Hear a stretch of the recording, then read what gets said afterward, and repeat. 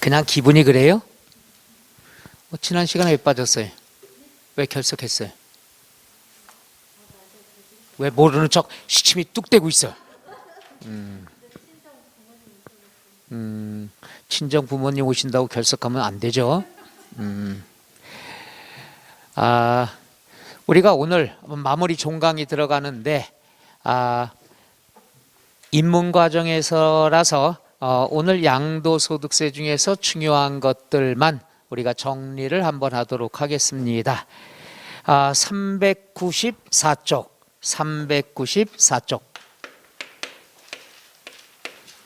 양도소득세, 여기서부터 출발하면 되겠죠. 해서 지난 시간에는 우리가 소득세 총론을 배웠고, 그 다음 부동산 임대사업소득에 관한 것은 입문과정에서 안 하고 언제 한다? 기본서 과정에 한다고 그랬죠.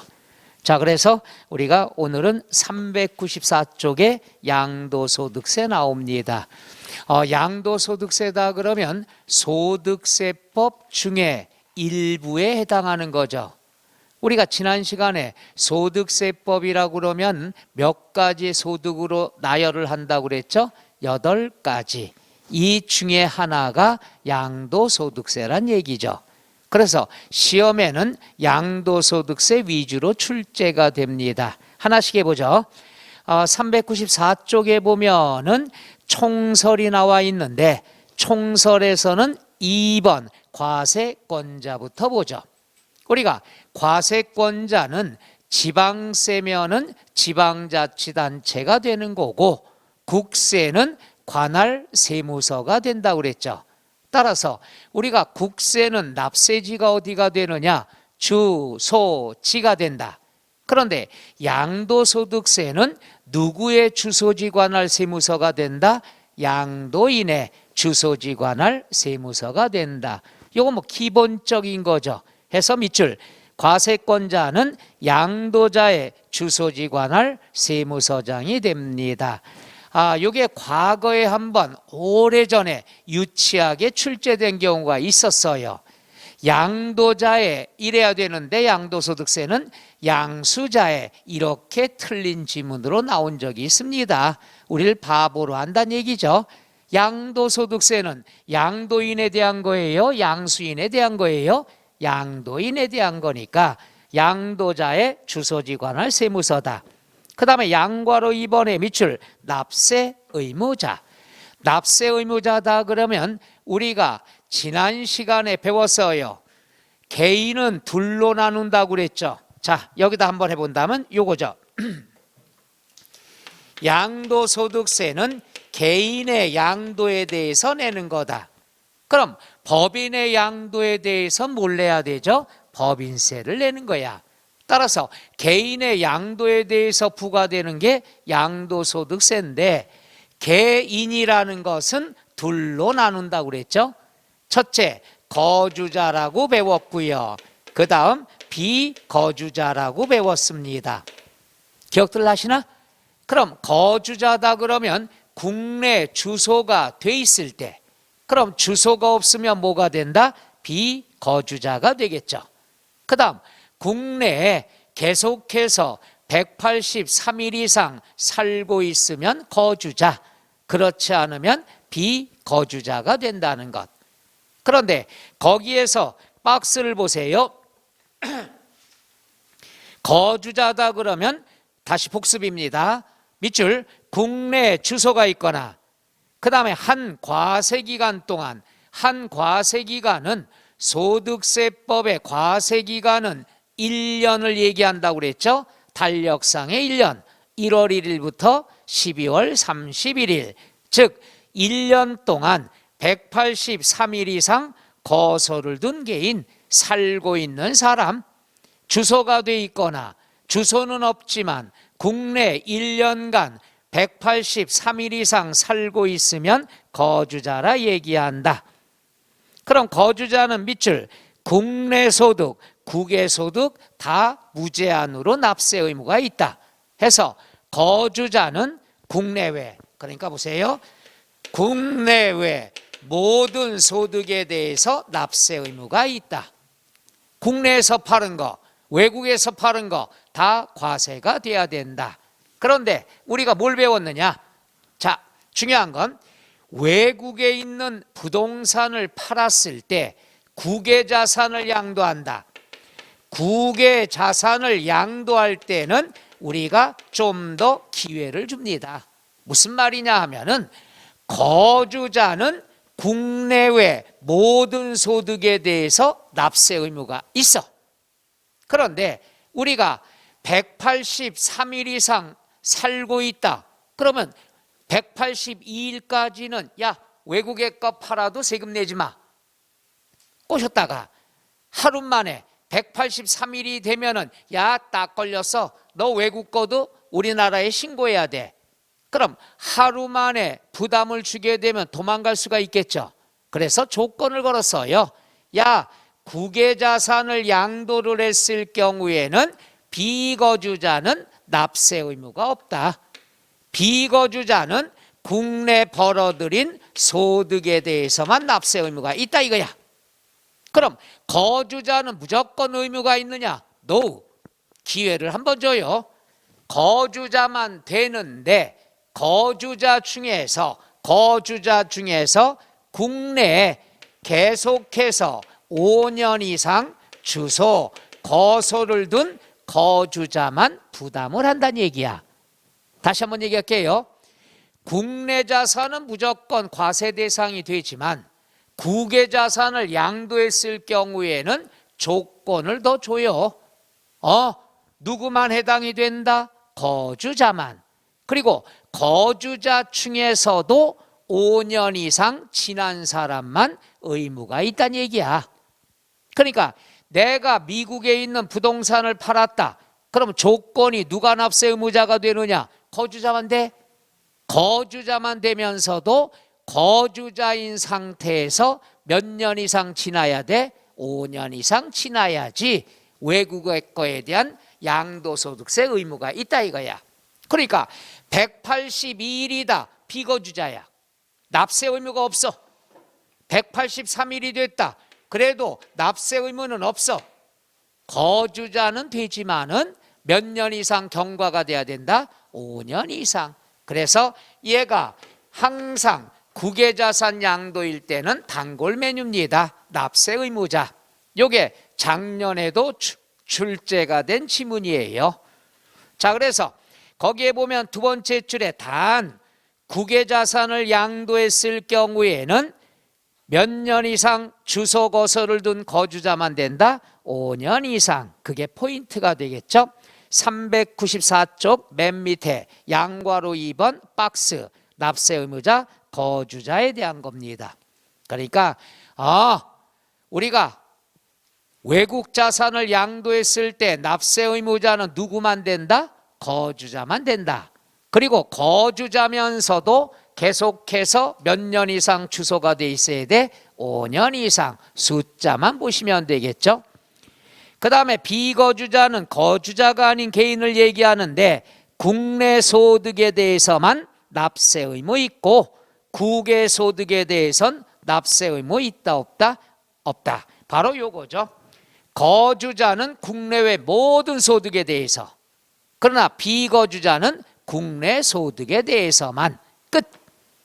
그러나 우리가 외국에 있는 부동산을 양도했을 경우에는 거주자만 100% 되는 게 아니라 거주자가 기본 자격 요건이고 거주자면서 국내 몇 년 이상 주소가 돼 있어야 돼? 5년 이상 돼 있어야 된다. 그러니까 이제 막 거주자가 된 사람은 국외자산 양도에 대한 의무가 있다 없다? 없어요.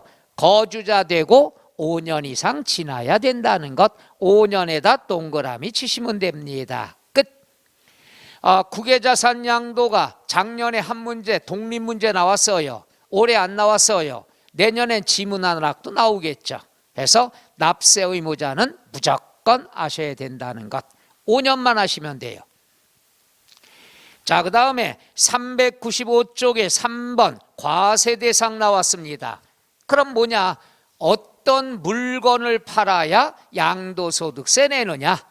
김치 냉장고 팔면은 양도소득세 내냐? 아니란 얘기죠. 따라서 과세 대상은요, 무조건 기본입니다. 우리가 5가지 조세를 배우는데 어떤 물건을 사야 취득세 내고, 어떤 물건을 보유해야 재산세 내고, 어떤 물건을 보유해야 종부세 내고, 어떤 물건을 팔아야 양도소득세 내느냐, 이 과세 대상은 항상 기본이 됩니다. 뭘 팔아야 양도소득세 내냐 이거죠. 여기는 크게 6가지로 나눈다. 6가지로 나눈다는 꼭 알아두셔요. 세부적인 거 몰라도 돼. 양도소득세 과세 대상은 6개가 있더라. 끝. 그러면 어떤 게 있나 보죠. 첫째, 부동산. 부동산이다 그러면 토지와 무엇을 얘기한다? 건물을 얘기한다. 그러니까 부동산은 사면은 취득세 내고, 보유하면 재산세 내고, 팔면은 양도소득세 내죠. 이게 부동산 세법이니까 기본. 그 다음에 부동산에 관한 권리가 있는데 우리가 알아둬야 될 게 있어요. 요건 상식. 부동산이라고 나왔다. 부동산 끝. 그럼 요 부동산은 내 걸까요? 남의 걸까요? 바로 여기부터 접근해야 돼. 무조건 외우면 소용없어. 부동산 끝 이렇게 나오면 내 거야. 내 거. 그러니까 내 땅을 팔고 내 건물을 팔아야 양도소득세 내는 거죠. 그런데 부동산에 관한 권리가 나왔어. 권리가 나왔을 때 이 부동산은 내 거야 남의 거야? 그렇죠, 남의 거라는 거. 이걸 먼저 알아둬야 쉬워. 부동산 끝 이렇게 나오면 내 거야. 내 거는 당연히 권리가 있으니까 권리를 따로 쓰지 않는다는 얘기야. 부동산 내 거. 그런데 부동산에 관한 권리가 밖에 나왔으면은 요 부동산은 누구 거? 남의 거. 그럼 남의 걸 팔면은 사기꾼이에요. 남의 부동산을 파는 게 아니라 남의 부동산인데 내가 뭐가 있다? 권리가 있다. 그래서 남의 부동산을 파는 게 아니라 남의 부동산에 있는 내 권리를 판다는 얘기죠. 이해가세요? 그래서 부동산 끝 그럼 내 거. 부동산에 관한 권리 끝 이러면 요 부동산은 남의 거. 남의 거를 파는 게 아니라 남의 건데 내가 가지고 있는 권리를 판다는 얘기죠. 이걸 뭐라고 얘기한다? 부동산에 관한 권리라 한다. 이건 우리가 2가지로 나눠서 한번 설명해 볼게요. 2가지로. 첫째는 부동산에 관한 권리는 첫째는 이용할 수 있는 권리. 이용할 수 있다? 그럼 남의 건데 내가 이용할 수 있다 이거야. 그럼 남의 건데 내가 이용할 수 있다 하는 것은 뭐냐? 이 건물이 우리 이 공인중개사 학원 원장님 건물이에요? 아닌 건 또 어떻게 알아? 아니야. 근데 원장님은 이 5층 건물 중을 5층 건물을 사용할 수 있는 권리가 있어 없어? 있어. 왜? 그렇지, 바로 그렇게 이해해야 되는 거야. 왜 원장님께 아닌데 원장님은 이용할 수 있는 권리가 있냐? 빌렸기 때문에. 그럼 빌리면은 임대차 계약서 써야 되겠죠. 임대차 계약 조건은 몇 개가 있어? 봐, 이게 여러분이 기본 상식. 이렇게 접근해야 쉽다니까. 그렇지. 또 깔세? 나를 까. 우리가 이렇게 생각해야 돼요. 남의 부동산을 이용할 수 있다. 그럼 빌렸다 이거야. 빌리면 임대차 계약서를 써야 되는데 임대차 계약 조건은 딱 2개뿐이 없어요. 2개가 뭐냐? 전세냐 월세냐. 이해 가시겠어? 그러니까 남의 부동산을 내가 이용할 수 있다. 어렵게 생각하지 마. 빌렸어. 그럼 빌리는 조건은 전세 아니면 월세 2개뿐이 없다 이거야. 따라서 꼭 명심해야 됩니다. 앞으로 계속 나와요. 전세를 뭐라고 얘기하느냐? 전세권이라 얘기한다. 그럼 월세는 뭐라고 얘기하느냐? 월세는 임차권이라 얘기한다. 우리 민법에서도 많이 배우잖아. 이 세법 이렇게 접근해야 돼. 남의 부동산을 이용할 수 있다 하는 건 빌렸다. 그럼 임대차 조건은 전세 아니면 월세인데 이걸 세법에서는 전세는 뭐라고 얘기한다? 전세권. 월세는 뭐라고 그런다? 임차권. 그런데 부동산에 대한 거니까 부동산 임차권이라 한다. 끝. 전세냐 월세냐. 그 다음에 중요한 게 뭐냐면은 우리가 과세 대상은 등기 여부와 관계가 없어요. 등기 여부와 관계가 없다는 건 언제 배웠냐? 취득세에서 많이 배웠어. 취득세도 등기 여부와 관계가 없다. 이 말은 다 걷겠다는 얘기예요. 그리고 공부할 때 취득세와 양도소득세는 같이 공부해야 돼. 왜? 사고 파는 걸 매매라고 그러죠. 매매는 혼자서 해요? 두 사람 사이에서 일어나요? 그럼 두 사람이니까 쌍방 입장에서 보는 거야.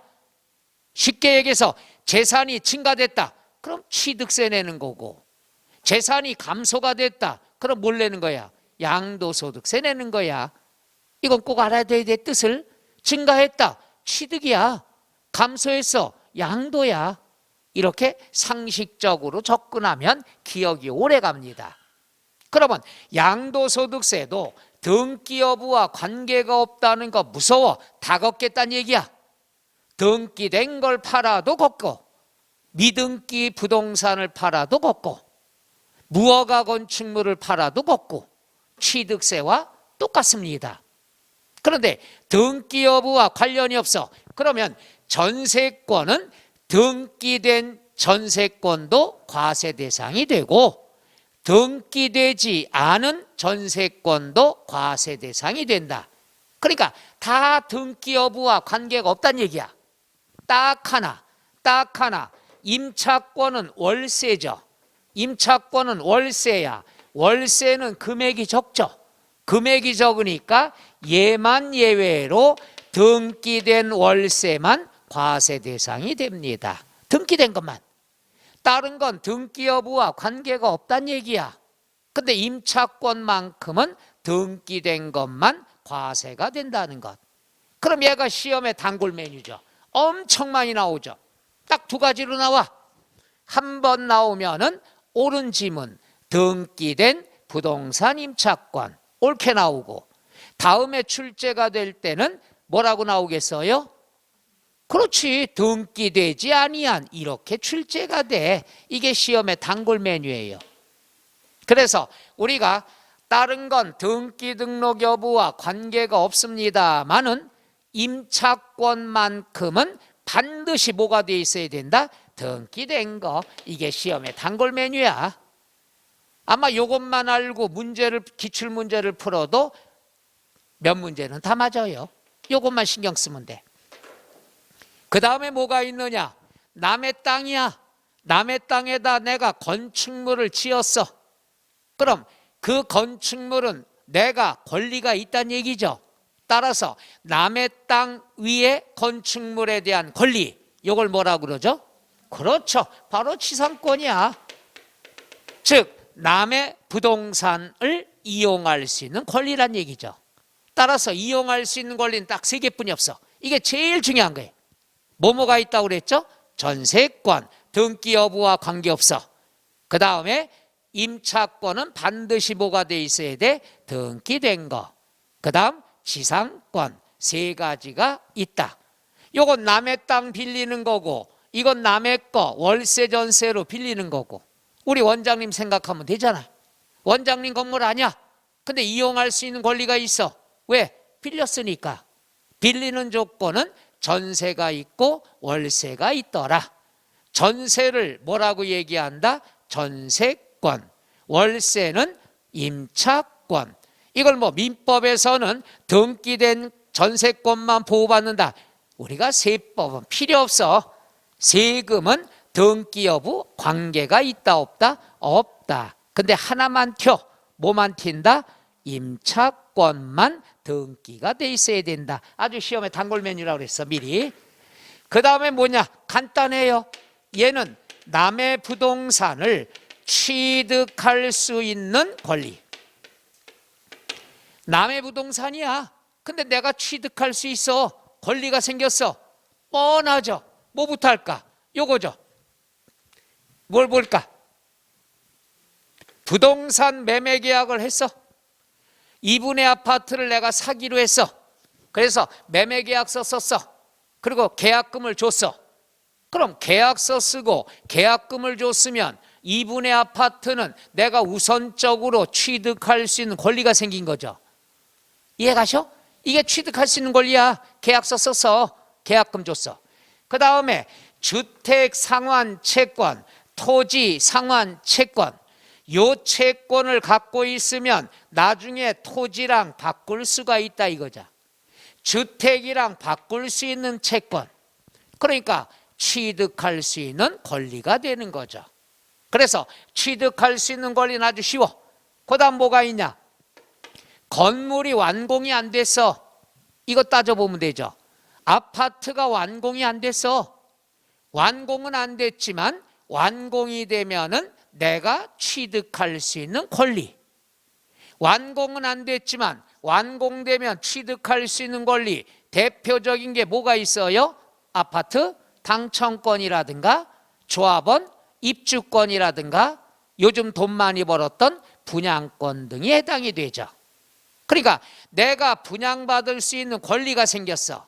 입주권이 있어. 이 권리를 팔면은 사회에서는 어떤 용어를 쓰죠? 전매라는 용어를 쓰죠. 팔았으면 양도소득세 내란 얘기죠. 그래서 우리가 취득할 수 있는 권리는 지문에 힌트가 나와. 기억, 건물이 완성되지 않았지만 건물이 완성되면 취득할 수 있는 권리, 입주권, 분양권, 요걸 팔면은 양도소득세 내야 된다는 얘기죠. 그 다음에 채권, 주택으로 바꿀 수 있는 채권, 토지로 바꿀 수 있는 채권.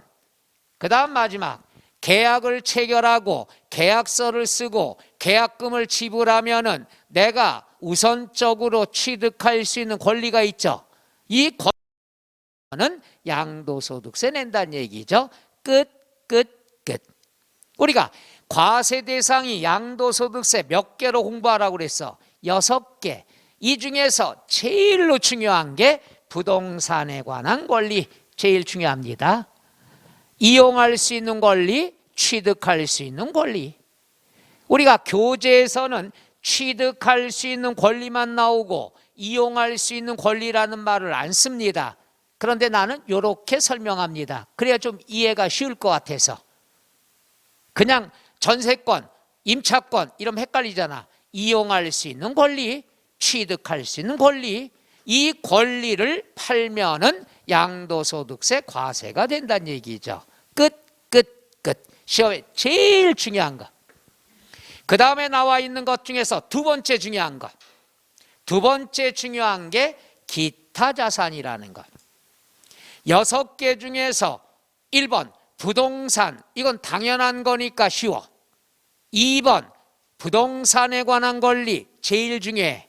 세 번째 기타 자산, 얘도 중요하죠.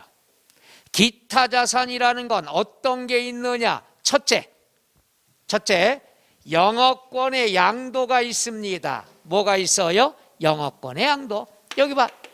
영업권의 양도라는 말이 나오는데 기타 자산에서 제일 중요한 거야. 그럼 보자. 양도는 팔았다는 거 알겠는데 영업권의 뜻을 알아야 돼. 그래야 쉬워. 영업권이 못 가. 권리금. 대단하셔. 실무 많이 해보셨나 봐요. 맞아요. 쉽게 얘기하면 영업할 수 있는 권리 해석하면. 근데 우리끼리 표현은 뭐냐? 가게 권리금 받고 넘긴 거야. 가게 운영권을 넘긴 거야. 그럼 여러분 주변에서 친구가 분식집을 하고 있다, 팔았어. 권리금 받고. 그러면 야, 나 양도소득세 내야지 이래요?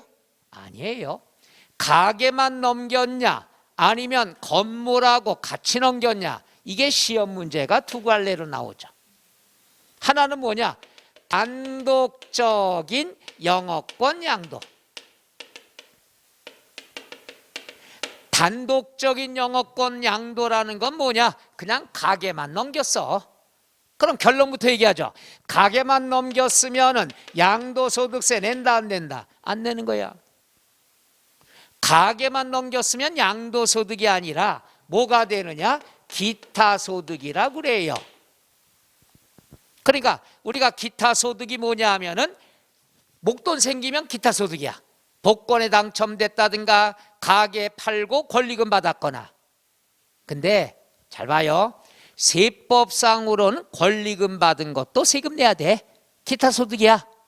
그런데 가게 팔고 세금 내는 사람 있어? 없어요. 이거는 세무서에서 알면서도 인력이 없어서 그냥 내비로 두는 거야. 세법상으로는 소득세 내야 됩니다. 그런데 이걸 일일이 파악하기가 쉽다 어렵다? 어려워. 인력도 많아야 되겠고, 어느 집이 권리금 받고 팔았는지, 어느 집이 그냥 넘긴 건지, 어느 집이 뺏긴 건지 파악할 수가 없어요. 그래서 그냥 여러분들은 기타 소득이다 끝 이렇게만 하시면 되든가, 아니면은 가게만 넘겼으면 양도소득세 안 낸다 이렇게 알아두시면 되죠. 자, 이게 어떤 경우냐? 그림 한번 해볼게. 갑이라는 사람이 건물이 있어요. 1층에서 치킨집을 했어요. 제가 항상 이렇게 예를 들면 무슨 먹는 것만 예를 들어. 그리고 그거는 언제 꼭 먹고 싶다고. 오늘 먹고 싶은데 오늘 힘들 것 같아. 어제 저 3차 맞았거든요. 아주 형 컨디션이 별로 안 좋은 것 같아. 예. 왜냐면 빨리 맞아야지. 맞으셨죠? 빨리 맞으셔. 3개월 안 지났어요? 그럼 3개월 그럼 할 말 없고. 맞추면 이제 우리는 이제 여러 지역을 다니니까 아무래도 여러분들 위해서 그게 좋건 나쁘건 생각할 그 여지가 없어. 그냥 때 되면 맞는 거지. 저도 이거 맞기 전까지 어제 고민 엄청 했어요. 엄청 했다가 어제 그냥 사고 쳤죠. 괜찮아요. 멀쩡해. 1차, 2차, 3차까지 맞는데 별로 아픈 건 몰라. 원래 건강한 사람이 아프다면요, 난 이제 끝났나 봐. 아프질 않아. 긴장만 좀 되고. 그럼 내 건물에서 치킨집 하고 있다가 이것을 을에게 권리금 받고 넘겼어. 그러면 단독적으로 영업권만 가게만 넘겼으면은 양도로 볼 수 있다 없다? 없다. 이게 단독적인 양도야. 그런데 두 번째는 뭐냐? 요거예요. 사업용 자산과 함께, 사업용 자산과 함께 영업권을 양도했다. 이 말은 뭐냐? 내 건물에서 장사하고 있어. 치킨집. 을에게 야 이거 싸게 해줄게. 가게 가져가. 기름 냄새 지겹다. 얘가 사러 왔어. 그럼 또 꼬셔. 야 사실 이거 내 건물인데 건물도 싸게 해줄게. 그러면 건물과 함께 영업권을 넘겼다 이거야. 그럼 영업권 넘어간 게 중요한 게 아니라 뭐가 넘어갔어? 건물이 넘어갔잖아. 부동산이 넘어갔으니까 당연히 양도소득세가 과세가 된다는 얘기죠. 그러니까 영업권은 딱 두 가지야. 단독적으로 가게만 넘겼냐? 그럼 양도가 아니야. 사업용 자산, 사업용 자산이라는 말은 자, 치킨집 팔려면 뭐가 필요해요? 건물이 필요하다는 얘기죠. 또 하나 뭐가 있냐? 갑이라는 사람이 땅이 있어. 여기에다가 뭘 하고 있냐? 유료 주차장 사업을 하고 있어. 그럼 주차장만 넘겼다 그랬으면은 영업권 양도, 양도를 볼 수 없죠. 그런데 토지와 함께 양도를 했다. 그럼 주차장 사업하기 위해서 꼭 토지가 필요하잖아. 그러니까 토지와 함께, 건물과 함께, 토지와 건물은 사업하기 위해서 필요하니까 묶어서 사업용 자산 이런 표현을 씁니다. 그러니까 사업용 자산이다 그러면 건물이라든가 토지라든가 또는 부동산에 관한 권리도 들어가지만 부동산만 공부하면 돼요. 그러니까 건물과 함께, 토지와 함께, 그러면 영어권은 쳐다보지 말고 토지가 나갔구나, 건물이 나갔구나, 양도로 볼 수 있다 없다? 있다. 그럼 얘도 눈치챘어요. 두 갈래로 시험에 출제가 되는 거야. 아까 임차권처럼 한 번은 옳은 설명, 사업용 자산과 함께, 그럼 양도가 되는 거고, 단독적인 그러면은 우리가 양도가 안 되는 거고.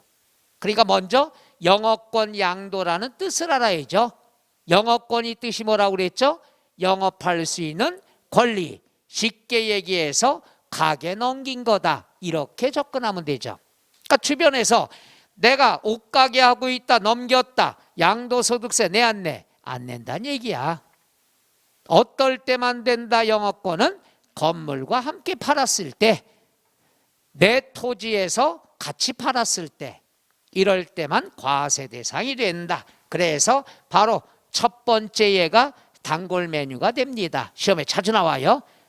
그러니까 기타 자산에서 영업권 양도가 제일 많이 나온다. 그 다음에 뭐가 있냐? 회원권. 회원권은 우리가 취득세에서도 배웠고 양도소득세도 배웁니다. 회원권 5개 배웠는데 취득세에서 알고 있는 회원권 5개 뭐가 있나 볼까요? 골프 회원권, 콘도미니엄 회원권, 승마 회원권, 나 혼자 하고 있네. 종합체육시설 이용 회원권, 그 다음 요트 회원권. 요 회원권 5개는 취득하면 취득세 내, 양도하면은 양도소득세 낸다. 그래서 회원권은 사면은 취득세, 팔면은 양도소득세. 끝. 그 다음에 특정 법인의 주식과 특수업종, 이건 뭐 아직 공부할 필요 없어. 그 다음에 이축권이 올해 추가로 신설된 거야. 이축권이 뭐냐? 이축권을 팔면은 양도소득세 내는데, 이축권은 이름 자체에 답이 나와요. 축, 건축물을 얘기합니다. 이는 이사할 때 옮길 이라고 얘기합니다. 미치겠어. 괜히 한문 가르쳐주네. 그러니까 해석을 하면 건축물을 옮길 수 있는 권리를 얘기한다. 이걸 뭐라 그런다? 이축권이라 얘기한다. 올해 처음으로 양도소득세 과세 대상에 포함이 됐습니다. 그러니까 내년에 한 번쯤은 나오겠죠. 그럼 이축권이 뭐냐? 원칙은 요거예요. 여기에 건축물이 하나 있어. 이게 갑이라는 사람이 자기 사업에 필요해. 근데 요게 철거가 돼야 될 상황이야. 근데 얘는 갑이 필요해. 그럼 갑이 허가를 받는 거야. 야, 이 건축물 너 철거할 거냐? 돈 들어가잖아. 그러니까 내가 요거를 다른 지역으로 옮길 수 있도록 허가를 좀 내줘. 요게 바로 뭐가 된다? 이축권이야. 그러니까 여기 있는 건축물을 다른 지역으로 옮길 수 있는 권한을 주는 허가 받는 거. 요걸 뭐라 그런다? 이축권. 그럼 결국 뭐야? 건축물을 옮길 수 있는 권리란 얘기죠. 근데 옮기는 게 아니라 이 권리를 제3자에게 팔았다 이거야. 그럼 이축권을 양도했다는 말은 건축물을 팔았다라고 본다는 얘기지. 말 이해 가셔? 이축권이 뭐라고 그랬어? 여기 있는 건축물을 옮길 수 있는 권리 아니야. 결국 건축물이야. 근데 옮기지 않고 제3자에게 권리 팔았어. 권리를 팔았다는 건 건축물을 파는 거로 본다는 얘기지. 그럼 당연히 부동산 양도니까 양도소득세 내야 되겠지. 요게 이축권이다. 그러니까 여러분이 공부할 때 이축권은 뭘로 공부하면 돼요? 건축물로 공부하면 편하다는 얘기야. 그래서 여기 나왔죠. 자, 이축권이라는 건 개발제한구역의 건축물로서 공익사업의 시행에 따라 철거가 돼야 되는데 허가를 받아서 이축하는 권리. 이걸 뭐라 그런다? 이축권. 쉬운 말로 뭐라고 그랬죠? 이거 철거될 건축물이야. 근데 나는 필요해. 그러니까 건축물을 옮길 수 있는 권리를 뭐라 그런다? 이축권. 그런데 이걸 옮기지 않고 제3자에게 권리를 팔았으면은 건축물을 양도한 것으로 본다는 얘기지. 그럼 당연히 부동산의 양도니까 뭐가 된다? 양도소득세 과세가 된다. 이축권 뜻 이해가요? 이축권 뭐라고 공부하라고 그랬어? 건축물로 보란 말이야. 건축물을 옮길 수 있는 권리인데 이걸 옮기지 않고 팔았다는 건 부동산 팔았다는 얘기죠. 그래서 요 이축권은 올해 추가로 신설이 됐지만 출제가 안 됐으니까 내년에 한번 보자는 얘기죠. 그 다음에 이제 네 번째 주식 출자 지분 나왔는데 얘는 요것만 공부하면 돼요. 상장법인이냐 비상장법인이냐. 상장이 뭐죠? 상장? 증권시장에서 매매가 될 수 있는 거. 비상장, 증권시장에서 거래가 안 되는 거. 그러면 뭐예요? 상장법인이다. 그러면 대주주가 양도하는 것만 세금 냅니다. 그러니까 얘는 자주 안 나오지만 나오면 두 갈래 길로 나와요. 주식을 많이 갖고 있는 사람을 뭐라 그래요? 대주주. 조금 갖고 있는 사람은 소액주주라 그래. 그럼 시험 나올 때 상장법인 나온 다음에 대주주가 나오면 과세 대상이고 소액주주면은 과세가 안 되는 거고, 상장법인은 대주주가 파는 것만 세금 냅니다. 그래서 대주주들이 굉장히 이걸 갖다가 불만투성이죠. 왜 그러냐? 잘 봐. 여러분들은 대주주가 아니야.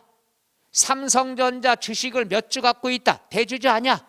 여러분이 팔면은 세금 내 안 내? 내요. 증권거래세. 증권 사고 팔면 무조건 내야 돼. 그리고 그걸로 끝이야. 근데 대주주가 주식을 팔잖아. 세금 2번 내. 증권거래세 1번 내고 양도소득세 냅니다. 그러니까 대주주는 불만이 있을 수밖에 없죠. 주식 하나를 팔았는데 세금은 몇 번? 2번 내. 증권거래세 1번, 양도소득세 1번. 그래서 이중과세 성격이 있어서 이걸 폐지해야 된다. 증권거래세 폐지해야 된다. 외국에는 증권거래세 없는 나라가 많아요. 그럼 뭘 내냐? 팔면 양도소득세 걷어. 이익 나오면. 그럼 우리나라도 폐지하자. 근데 폐지할 수가 없어. 그 세금 수입이 어마어마하니까. 그래서 어떻게 했느냐? 하도 뭐라고 그래서 이게 작년인가 0.5% 인하를 했어. 세금을. 증권거래세를. 그 0.5%인가 인하했더니 세금 수입이 얼마 줄었냐? 1조 몇 천억이 줄었대. 표정이 어쩌라고 이런 표정이야? 0.5%라면 아주 미미한 건데 이거를 줄였을 뿐인데 세금 못 받은 건 1조 몇 천억이란 얘기야. 그러니까 이걸 폐지하면 국고 수입이 엄청나게 타격을 본다는 얘기지. 표정이 어쩌라고요? 이런 표정이 그냥 그렇다고요. 그래서 상장법인이다, 상장주식이다 나오면 오로지 누가 양도하는 것만 세금 내야 된다? 대주주. 끝. 그런데 비상장법인은 뭐냐? 증권시장에서 거래가 안 돼. 규모가 적어. 얘는 대주주나 소액주주나 무조건 세금을 걷습니다. 그래서 비상장법인은 무조건 과세 대상이 되고 상장법인은 대주주만 나옵니다. 그러니까 시험에 나올 때는 두 갈래 길 나오죠. 상장법인의 주식 해놓고서 대주주면은 옳은 지문이고 소액주주면 틀린 지문이고, 아주 오래전에 나오고 자주 나오질 않지만은 언제든지 나올 준비는 돼 있다는 얘기죠. 이런 두 갈래 길이 시험에 나오는데 여기 보세요. 두 갈래 길 나오는 걸 지금 3개 배죠. 3가지. 첫째 뭐예요? 등기된 부동산 임차권이냐, 등기되지 아니한 부동산 임차권이냐. 두 번째는 단독적인 영업권 양도냐, 사업용 자산과 함께 양도한 영업권이냐. 세 번째, 대주주가 양도했냐, 소액주주가 양도했냐. 시험엔 항상 두 갈래 길 위주로 출제가 된다고 그랬죠. 그 다음에 파생상품. 파생상품은 쿨옵션, 콜옵션, 풋옵션입니다. 사올 때 옵션, 팔 때 옵션인데 이거 공부하다 가출합니다. 따라서 얘는 시험에 자주 나오진 않아요. 거의 안 나오는데 여러분 공부는 어떻게 하면 되느냐? 파생상품은 양도소득세 과세 대상에 해당이 되더라. 끝. 이렇게만 공부하면 돼요. 그 다음에 마지막 신탁수익권. 요것도 이축권하고 똑같이 올해 양도소득세에 추가 신설된 거예요. 추가로. 그럼 얘는 뭐냐? 신탁수익권이 뭐냐? 얘도 이름에 답이 나와 있어. 여기다 한번 해볼게요. 간단합니다. 신탁이라는 게 나와. 신탁이 뭐죠? 믿고 맡기는 거. 그럼 뭐냐? 갑이라는 사람이 건물이 하나 있어요. 이걸 을에게 우리가 계약을 맺죠. 야 을아, 나 재산이 부동산이 너무 많어. 관리하기 힘들어 죽겠어. 그러니까 네가 요거를 3년만 관리 좀 해줘. 그러면 내가 너 수수료 넉넉히 줄게. 요걸 신탁 재산이라고 얘기하죠. 그리고 관리하기 편하라고 소유권 이전 등기를 해주는 거야. 을의 명의로.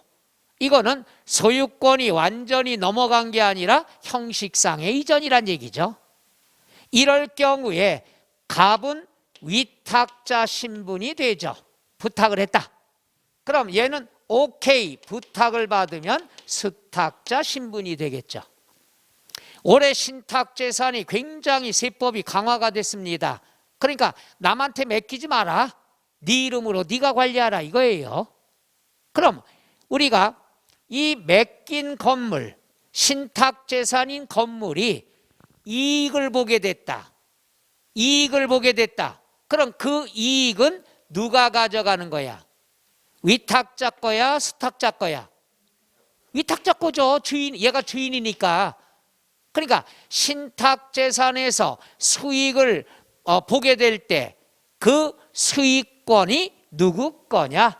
위탁자 거다. 그러면 그 수익권을 뭐라고 얘기하느냐? 신탁 수익권이라 얘기해. 그러니까 신탁 수익권은 뭐냐? 신탁 재산에서 발생한 수익을 가져갈 수 있는 권리. 누가 가져갈 수 있다? 위탁자, 주인이니까. 그럼 요 신탁 수익권을 양도했다. 요거는 뭐냐? 신탁 재산을 넘겼다는 얘기야. 주인이 위탁자인데 이걸 병에게 수익권을 양도했다는 것은 신탁 재산을 넘긴 걸로 보는 거지. 말 이해 가시나? 다시 한번 신탁 수익권이 뜻이 뭐야? 신탁 재산에서 수익이 발생하면 가져갈 수 있는 권리. 권리는 누구한테 있다? 위탁자. 그럼 위탁자가 이걸 갖다가 제3자에게 팔았으면 수익권을 팔았죠. 수익권은 재산에서 얻는 거죠. 결국 신탁 수익권을 팔았다는 건 신탁 재산을 팔았다 이거야. 그래서 신탁 재산을 팔았구나. 그럼 당연히 부동산 팔았으니까 양도소득세 내야 되겠죠. 해서 보면은 신탁의 이익을 받을 권리를 양도했다. 신탁의 이익을 받을 수 있는 권리는 신탁 재산을 얘기하죠. 그래서 뭐가 나왔냐? 신탁 수익권의 양도를 통하여 신탁 재산에 대한 지배권이 사실상 이전됐다. 그럼 당연히 얘가 권리를 양도했다는 건 신탁 재산의 소유권을 넘겼다는 얘기야. 무슨 말인가 이가요? 그러니까 이 계약은 맺어져 있는 상태에서 권리만 제3자에게 파는 거니까 결국 물건 주인은 위탁자가 아니라 새로운 양수인이 된다는 얘기죠.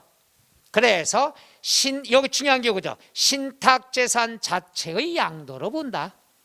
그래서 신탁수익권이다 그러면 신탁재산의 양도로 본다. 끝. 이렇게 나오면 되죠. 그래서 크게 6가지로 구별되는데 정리해 볼게요. 첫째는 부동산, 두 번째는 부동산에 관한 권리, 세 번째 기타 자산, 네 번째 주식, 그 다음 다섯 번째 파생상품, 여섯 번째 신탁수익권, 6개라는 큰 테두리만 먼저 꼭 알아두시면 돼요. 그 중에 제일 중요한 거 우리 박스 치면서 밑줄 쳐볼까요? 자, 첫째 밑줄 부동산. 부동산이다 그러면 옆에 밑줄 토지, 건물. 그 옆에 괄호 열고 하나 써놓을까요? 등기 여부 X. 등기 여부와 관련이 있다 없다? 없다. 그 다음에 밑줄 부동산에 관한 권리. 부동산에 관한 권리는 밑줄 지상권, 전세권, 등기된 부동산 임차권.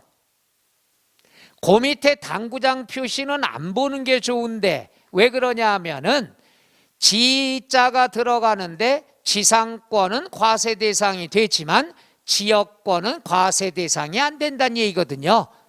이걸 섞어 놓으면 다 그놈이 그놈 같아. 그래서 지역권이나 미등기 임차권 이건 공부하지 마세요. 세 가지만 알면 나머지가 과세가 아니니까. 그 다음에 부동산을 취득할 수 있는 권리는 분양권, 조합원 입주권, 토지상환채권, 주택상환채권, 국민주택채권. 마지막 부동산 매매 계약금만 지급한 상태에서 양도하는 권리. 매매 계약을 체결하고 계약금을 지급하면 내가 취득할 수 있는 권리가 생긴 거죠. 그 권리를 팔면은 우리가 양도소득세 낸다. 그 다음 밑줄 기타 자산. 첫째 줄 밑줄 사업에 사용하는 부동산 권리와 함께 양도하는 영업권. 그 다음에 그 박스에 둘, 넷, 다섯 번째 줄 당구장 표시 밑줄 단순한 영업권만 양도하면 과세 대상이 된다 안 된다? 안 된다. 그렇게 공부하면 되고요. 그 다음에 밑줄 시설물 이용권, 회원권 나와 있죠. 골프 회원권. 회원권은 사면은 취득세 내고 팔면은 양도소득세 내더라.